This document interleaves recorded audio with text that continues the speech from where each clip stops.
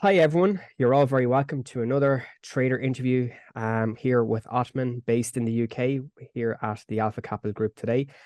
So as always in our trader interview series, getting the discussion with Otman about his strategy, about his process, how he approaches the markets and everything else in between. So good afternoon, Otman. Very, very Good welcome aboard. afternoon. And thank you very much for taking the time to pop on with speaking with us today. No problem. Obviously, very, very welcome here at ACG for another trader interview. So, I suppose, do you want to introduce yourself to the community and to the followers? Yeah, my name is Otman. I've been trading for almost 2 years now, and I've started off in NFTs actually. So it wasn't straight to trading, but I got involved in the charts from NFTs and then moved on to crypto and then Forex for the past year. Wow. Okay. So you've gone the other way. So a lot of people nearly start off in stocks or indices or FX and move across into cryptos. You've actually got into cryptos or got into trading via cryptos. So Yeah, have you been trading long, Otman? 2 years, as I said, but not long as I've been hopping around different stuff because I've been chasing the quick money instead of the money that slowly grows, which is better because that's more long term than a quick pump in crypto. Certainly, certainly. And I suppose your strategy now, okay, so you've migrated from the crypto sphere, shall we say, into more normalized assets, more normalized trading instruments. What instruments are you trading at the minute? I mainly focus on gold and Euro USD. Maybe hop onto a minor FX, but mainly them two only. Okay, and in your current strategy, are you higher time frame? Are you lower time frame style of trader? What would you classify? How would you classify your current trading style at the moment? So with gold, you gotta look at high time frame because that's where the big banks are always looking at. It's not always the 1 minute. They're not looking at the little move up of two Mm. pips or whatever. So they're looking at the high time frame. So I start high time frame, and then as soon as it approaches an area in high time frame, I go to lower to catch them little moves. To be honest, but yeah. Interesting, interesting. Okay, brilliant. And in terms of your strategy, I suppose per se, do you use focus on price action? Do you focus on volume analysis? I suppose within, I think you've actually got trading view charts open. I can Yeah. actually allow you to share maybe some of your philosophies, I suppose, on trading if you want to share your screen. How do I get it started on here? There should be a blue share screen button. You can open up your trading view on your Zoom terminal on your Zoom It map. doesn't. I don't see it. To be honest. Okay, give me a second. Lovely. Brilliant. Yes, it's coming up beautifully here. Okay, fantastic. Wait, let me get rid of this tab. Lovely. No But worries. yeah, No worries. Okay.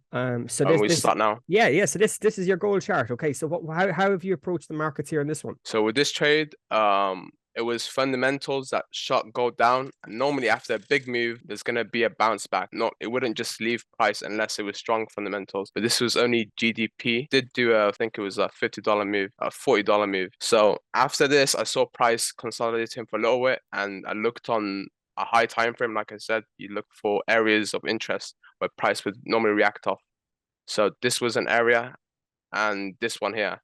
As soon as I saw it respecting it, it triggered my entries and I got in, gave it a few pips under this area here. I gave it a little bit of room because you got to give it room if it's a higher time frame trade, Yep. and targeted areas where it could react off again. So it can come to here and then bounce back. It can come to here and bounce back, and you can see it respect it. So it'd be another partial over here as well. So Okay. it's just watching areas of reaction before doing something.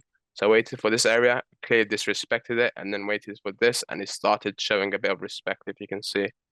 Uh, So you're looking at fair value pricing really yeah, within that. Okay. And I suppose your strategy, and then are you looking for those, you're looking for price action really to mitigate, retest, and pull back to those value areas, really, isn't it? yeah, to just show a bit of respect before entering, Okay, because brilliant. it's a funded account. You got to respect it. You can't be silly with it. Certainly, certainly. And I suppose with your strategy then, you're really solely price action oriented. You don't look at, do you look at volume profiles? Do you look at fund? I know obviously the fundamentals was that heavy sell off, that really sharp Yeah, sell off, but I presume you don't trade the fundamental side of things itself, do you? I keep an eye on it, but I wouldn't just base it all on that. Like I wouldn't just enter a sub because I saw something on news. I would Okay. keep an eye on it, and then I'll keep it at the back of my mind before entering a trade. Let's say Ukraine is in war or something. I would keep like because price is gonna react to that heavily. So I'm gonna keep a note in it before Okay. entering. Yeah. Okay, interesting, interesting. And I suppose with that as well, is this trade, is this a current open trade that you have? Is it a trade that's I closed? have this trade not with Alpha because Alpha is a small account, so I'd normally take scalps on Alpha. This was a swing trade. I take it on a personal Okay, account. Yeah. interesting, interesting. And are you looking for the gold price then to within this like segment of price action? Are you looking for it to continue kind of heading higher to mitigate that initial sweep of Um. liquid? I think what's that around 1975, 1980? Yeah. So this is the full TP, but it's normally not gonna do the whole thing. It's just leaving it for a little runner or something. I've already taken Okay, out 50 around this, to be honest. So I okay, only have a little bit left, but you never know. You can get always these runners. Like, look at this move. You can maybe catch it if you just leave a little runner. So I certainly. always just leave a little one. You never Inter- know. Interesting. And I suppose with your strategy, then do you add in scale-ins? Or do you have a partial profit system? Because I believe you said you're taking 50% profits or Yeah. 50% off the table. How do you manage your risk? I suppose while the trade is in play.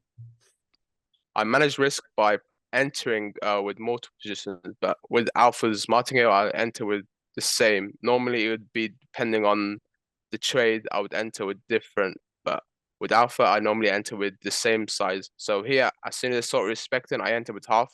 See it Okay. respecting more, I'd be more confident more. Okay. It's depending on the price. Yeah, So effectively, once you have those kind of reassurances or confidences that the initial idea is holding its value or yeah, holding its price, you can add a little bit more weight, I suppose, to the position sizing. definitely. Okay. And I suppose within your strategy, how many scale-ins would you normally take? Like, do you have like two limits, three, four, five? Would you add in many? Max three because it's just too much hassle if you add 0.1s. I just do max Okay. three. Okay. It's like the rule of three. As soon as you get more confident, you add more. So yeah. Interesting. Okay. And I suppose even if you go maximum of three, what would be your exposure on on the full trade? So with funded accounts, I found it like a bit people obviously do the 1% rule, the max 1%. But if I'm more confident, I'll go up to max 2.5 on a trade, which is obviously so much for people. But I Mm, found that if you risk zero point 0.5, 0.25, you're gonna end up taking a long time. It's obviously depending on the trader, but I just like I'm more confident in my trade, I'll risk more. So it's not interesting. just completely as others like 0.1. I mean, people do 0.25s. I find that very slow to be honest. But Okay. yeah, Okay. Well, I suppose everyone's different, really different. yeah, Some people do a 0.5% and be a little bit more risk averse. Some do one. I suppose it's really down to your system, to your trading strategy. And I suppose one more question, which is I think is interesting here, looking at your trading view. So that area of lows that come in there around 43, 45s, do you look at volume profiles to add additional weight, or are you just solely watching price action physically on the trading view charts? I do have volume profiles over here. I have these are my favorites. Is what's it called? Tools. So I Okay. normally do just check about sometimes. Not it's not my favorite one, but I do if I'm Okay. on a high time frame. It's only good on high time frame. I feel like if you're on the lower time frame, it's not doesn't matter that much. But on a high time frame, it's definitely a good one to keep an eye on. Okay. Yeah, Interesting. Interesting. So you're trying to build as many confidences effectively before yeah, you enter. It gives you that little bit of extra reassurance. This is really, really good. And I suppose from there, then, like, what would be your average length or duration on trades? Like, because I can see obviously it's taken a little bit of while to develop this one. But yeah. do you have assist? Like, are you prepared to hold trades over weekends The within your reason why I strategy? don't like holding trades for too long is the swap fees. I don't know. It's obviously not that much, but I prefer if I'm in and out. But with Okay. these trades on like a bit of a lengthy trade, I enter my personal with it has a lower swap fee, so that's why I can hold these for longer. But on a funded account, I would normally try and keep it within the day, max two. Okay, Yeah, interesting. Okay, okay. Well, it's down to your strategy really, and how comfortable yeah, you are really within your strategy. And I suppose really going from there, then, so you're talking about risk, what roughly around 1%, but obviously if it's a more cleaner setup, shall we say, kind of 2.5%. Yeah. How do you manage your emotions? Because I know obviously for a lot of firms, 2.5% per trade or up to it can be quite a high exposure in a day. Obviously with daily loss drawdowns, with total loss drawdowns. How do you manage your emotions in respect to that? Oh, the 2.5% is only like for high time frame trades. Like I'm talking 15-minute plus. So Okay. with like a 2.5% trade, I would enter it with three to make sure that I'm Okay. confident and scaling because it can go in drawdown, so I can get better entry. With 2.5%, it's rare, but it's whenever I see something and it's a high time frame. Because with a low time frame, you're gonna be panicking. Like if you're on the 1 minute risking 2.5, your emotions are gonna be everywhere. I only do Yeah. it with the high time frame, so you're a bit more calm. You can assess the trade. If it's going wrong, you can decide to exit. So it's not always using 2.5. Like the trade can be in 1.5%, and you see it wrong, you exit. So it's not. It's just max Right. 2.5 on a high time frame. Okay, Yeah, so it gives you a little bit more flexibility, but also yeah, at the same time giving yourself a little bit more patience that you can add in a little bit, but you can add in more than if you feel it's obviously going the right way. Okay, definitely. that's I suppose that clarity is good, right? Because at least then it's a bit more clear and pronounced. Really, really good. So I suppose within your strategy, right? Because you're very much looking at price action, finding fair value, Yeah. imbalances, so on and so forth. I suppose, how did you like? I presume you would have done plenty of back testing and a lot of back testing to test your strategy beforehand, I guess. Yeah. Nights and nights of it. Yeah, good long whiles. But what I found that recently is better to do forward because in backtesting, you lose a trade, you're clicking next and forgetting about the trade. Hmm. If you're forward testing and there's a bit of money on the line, you're gonna learn your emotional side in trading because that is Mhm. a big part. So if you're forward testing with a bit of money, not too much, you're gonna learn the emotional side and you develop it. Anything Yeah. you do for a long while, you're gonna get comfortable with it. So that's why I think forward testing is more better. So Yeah. this is why I choose smaller accounts. I have a 10K on Alpha, and even though people laugh at a 10K or find it small, I think it's you can make good numbers on it as if you manage risk and keep going at it Mm. every day, you will make some money. It's Mm. not crazy Definitely. life money, but definitely some money. Yeah, interesting, interesting. And I suppose as well, the forward testing allows you to develop accountability and Yeah, how you react to market conditions live rather than, I suppose, the back testing. There's no emotional, I suppose, edge to it because it's just history, it's just data, but you can't really determine how you would have felt in that instance because it's obviously not live markets, which is fair enough too. And I yeah, suppose in your strategy, obviously the scale ins, we've talked about it, the back testing, we've talked about it. In terms of the risk side, are you a big advocate of journaling your results? Because obviously the forward testing, the back testing is important. So I presume you're obviously introducing a journaling system to evaluate your performance and your metrics and, yeah. and composition of data, I guess. Yeah. With backtest, I mean, with journaling, I normally try and keep it light with like I have this private Discord to myself where I put all my Okay. trades. So at the end of the week, if a trade's gone wrong, I look at it and see what's wrong with it. Because risking a decent amount, you want to make sure you're high win rate because you're risking a decent amount.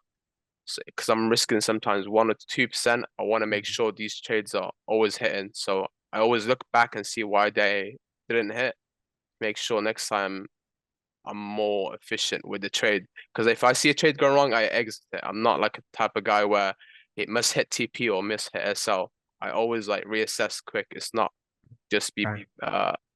yeah, Okay, so you're evaluating the price action as it develops effectively. So yeah, because I know in previous interviews or even speaking to other traders, they're like, well, I use a stop loss. My stop loss is my invalidation.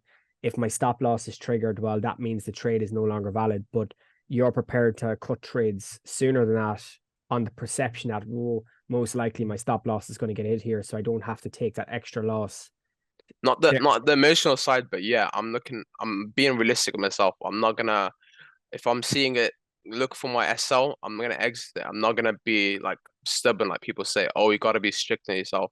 I'm gonna be Okay. honest with myself. If I see price coming to my SL, I'm not gonna be emotional, but I'm gonna exit the trade to Be save myself a realistic. percent. Yeah, Yeah. Okay, fair. Well, that's fair enough. I suppose it's your trading process, really, isn't it? It's your strategy and yeah, your structured approach to the markets. And I suppose, but that being said, the journey because you mentioned you have your own private Discord where you basically compile your information, your data, your performance. Um, do you look at the metrics? Like, do you have a set risk reward in mind? Are you risk reward orientated? Are you just like dollar equivalents? Because I know obviously some people don't like to use risk rewards, some people do. How do you factor that into consideration? I do use risk to reward. It's the only way. If I'm risking a lot of percent, I want to be earning that back and making more than it. If you use dollars, you can be risking like a $500 to close at 200. It's not gonna work out in the long run. You want to always manage your money. This is a real business. It's not a game. So you want to make sure you're doing the right stuff. You can't be playing around just seeing a few dollars and then closing out. You gotta respect your money. It's Okay, interesting. how I Yeah, work. Yeah. yeah. Okay, and do you aim for one to twos, one to threes normally? That's what I was gonna show you. The one trade that I did 1-to-1 on Alpha. It was a scalp and it ran pretty hard, but I just didn't. I saw I saw the It's percent. lucky. It was because the account was in drawdown, so I was telling you Yeah. that I risked 2%. So this trade was more confident. You can Mm, see price, uh, like this was in a downtrend, and then as soon as it broke above, this was mm, my trigger. I looked for entries, and this was the fair value gap, but I missed it because it was around.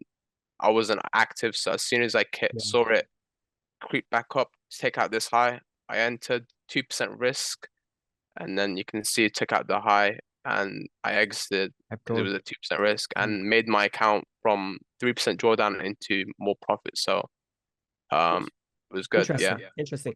Then it And I ran. suppose speaking of that, because that obviously had a good run, do you try and incorporate trend analysis into your strategy as well? Yeah. So you gotta look at the trend. People always say trend's your friend, but you gotta like actually look at it. It's not always your friend because it can reverse at you at any time. To be deceiving. Trading is risky. Yeah. So I would look at it as I'll look at liquidity sweeps. If price is like almost done, you can see that it's being aggressive. You can see how this moved down so fast. I don't think it's news, but yeah, as soon as price is like showing that it's done in this trend, I would look for a reason to get into a reversal. I Mm. don't know why I didn't hold this too long. It's probably because I made my account back and into profit, and the withdrawal date was soon. So as soon as I saw 2% gain, I exited it. But this would have been an insane trade, but it is what Gosh. it is. Yeah. Look, it's like anything. You never know. Trading's Yeah, 2020. Like hindsight's a great thing, obviously, to know. Oh, I could have run it longer. Do you know? yeah, I think the idea that you're going to take every bit of every trade is a fallacy, really, isn't it? It's not really something that's realistic because definitely. traders might say, "Oh, I want to take A to Z on the trade," but you might only get E to J or E to H. You You might only don't get know exactly. exactly, for sure, for sure. And I suppose within the emotional side, like obviously because like up to 2% risk is quite high. Do you have Mm. a process in place to manage your emotions? Even let's say if you've got floating drawdown, okay, let's say for toxic, you maybe a 0.5% down, 1%. How do you manage your emotions? Because I know emotional and discipline, it's obviously a very, very important part of trading. How do you manage your emotions? What I do, to be honest, is look away. Even though it sounds like a basic strategy, looking away and setting alerts is my way. Because sometimes if you're looking at the charts for too long, you're gonna make the wrong decisions. So as soon as I'm in a trade, it's going into like an error. Like if this trade went into down here, I would still respect it because there's a fair value here. But as soon as I see it creeping down, I would exit. So I would normally set an alert around here. If it keeps going and disrespecting it, then yeah, I would come back then. But if it's just playing around, I would let it breathe. Like I'd give it space basically.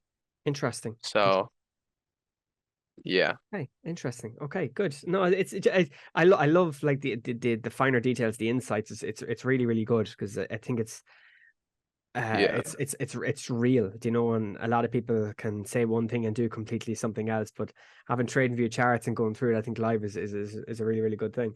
And I yeah. suppose that we've obviously talked about the back testing as well. The change in dynamics. So like you've been trading now, what was it, is it 2 years, 3 years, Otman? Um, so what I find out is crypto is a bit different than Forex. But yeah, I've been Okay. trading for like I would say Forex a year. Crypto is I feel like price moves different, so it's not exact. I have to like relearn basically everything. Crypto moves with support and resistance a lot. Forex does not really respect it as much. So I'd say yeah in Forex. I'd say Okay, yeah of trading, yeah. interesting. And like come along so far already in just a short period of time. And It's I great, yeah. suppose with that being said, right, because you're moving from one very different asset or set of assets, obviously with crypto to more, well, shall we say, regulated with obviously FX side, Yeah. being more centralized, and then obviously indices as well, and gold. How do you quantify the changes that you've implemented from your own strategy from one set of assets to the other? So I know obviously now you're trading FX and you're trading gold, and maybe indices a bit as well. Um, do you apply the same approach with the FX side as you do with gold? FX, yeah. I mean gold, I feel like all pairs have a bit of like personalities. They move different. Gold is fundamentally based, but it also respects like simple trend lines and stuff. Like I feel like it has a bit of different movement than a normal FX pairs. So that's why I separate them. I look at Euro USD is more of like I don't know if you know him, ICT. Like it's Mhm. more of an ICT type of pair. Gold is more of like a trend line retail a bit type of pair. So they all have a bit of personalities. So yeah, it's not all the Interesting. same, I'd say. So You gotta like you, switch up a bit when you move to a different pair. yeah, so that was effectively my question. Do you apply the same process and structure across every pair, every instrument that you trade? But I think you've kind of answered it there because you kind of Yeah. you tailor it very much to the asset in question, and then you're able to apply those different elements of consideration, I suppose, within your strategy. And I think that's important because, as you Yeah. say, it's not necessarily a one shoe fits all approach. And I suppose moving beyond that, then, okay, looking at where you are now, 12 months potentially, even just maybe going a little bit beyond that, um and your journey. Okay, so your journey, so do you set targets? Do you are you the type of trader that sets goals and objectives every month when you're trading? How do you quantify progress? I think setting goals is in trading, it makes you rush stuff. But yeah, like goals in the long run, like let's say in the next 6 months you set a goal, that's good. But if you set a goal for every month, it can be good for you, but it can also make you rush stuff because if you're having a bad month and you're not reaching your goal, you're gonna like not worry, but it's gonna be in the back of your mind, always pushing you. So it's not the best for short-term goals, but long-term, let's say by the end of the year, I want to be 100K funded or something. That's a good goal. It's realistic in a year. But if you set a goal, 100K funded by the end of this month, it's gonna push you. If you get it wrong, if you get a few weeks bad, you're gonna try and push yourself more and it can result into bad stuff. So I keep it more long term than short term Short term. goals, if And that answers you. I suppose being realistic as well, knowing what's Yeah, achievable and what's just silly that you're going to try and push yourself back, really. And you want to try and yeah, avoid that, I guess, I suppose, because that obviously factors into your discipline, really, your psychology. definitely. It For sure, plays a for lot. sure. Yeah, exactly. And I suppose with the long-term goals, is the 100K funding by the end of the year, is that kind of your primary objective between now and let's say the end of 2023? Yes, so with the 100K funding, I would think I would calm down with percent. So you see how I said risk 2%? It's because I'm on a 10K account. So sure, 2% is good, but you need to risk more if you want to make a decent amount on a 10K. But with like 100K, which I'm aiming for the end of the year, I would be risking obviously like everyone else a percent, max 1.5. But I'd Mm, like step down. But on a 10K, I'm a bit more aggressive because it's less risk on my side. okay, Yeah, fair enough. Well, it's logic, really. Everything's relative. yeah. Yeah, for sure, for sure. And I suppose with your journey, okay, so I know it's maybe a little bit more recent than some, but the fact that you've got crypto exposure and then you're moving into more normalized asset classes, um, what are the qualities that you've really worked upon yourself? So if you're to self critique or look at your own self development over the last, let's say, 12 months or 18 months, what are the things you've really worked on the most to really get funded, get over the line, to be successful, and to be taking regular profits in these tricky, turbulent markets? So what I think first, the that what I'm still working on and developed is psychology. Like when you're in a trade and it's running well, do you cut it or do you wait for your TP.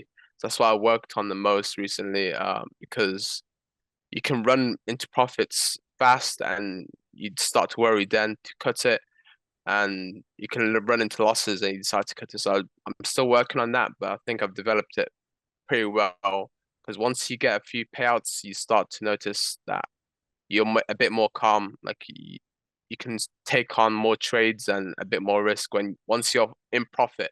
But if you start up an account, you're gonna be a bit more hesitant and Defensive. scared.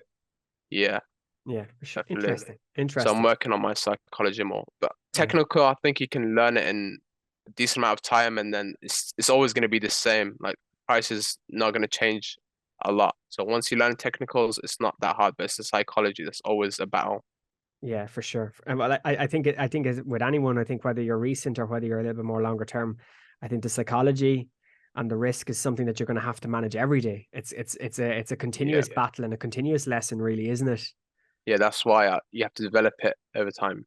For Yeah. sure, for sure. Interesting, interesting. And I suppose if you were to, let's say, speak to a new person in the community or a new trader coming along today, what would you be telling them to focus on as someone who's just getting their feet wet, whether it's funding, whether it's private capital? What would you be telling them to focus on in the beginning?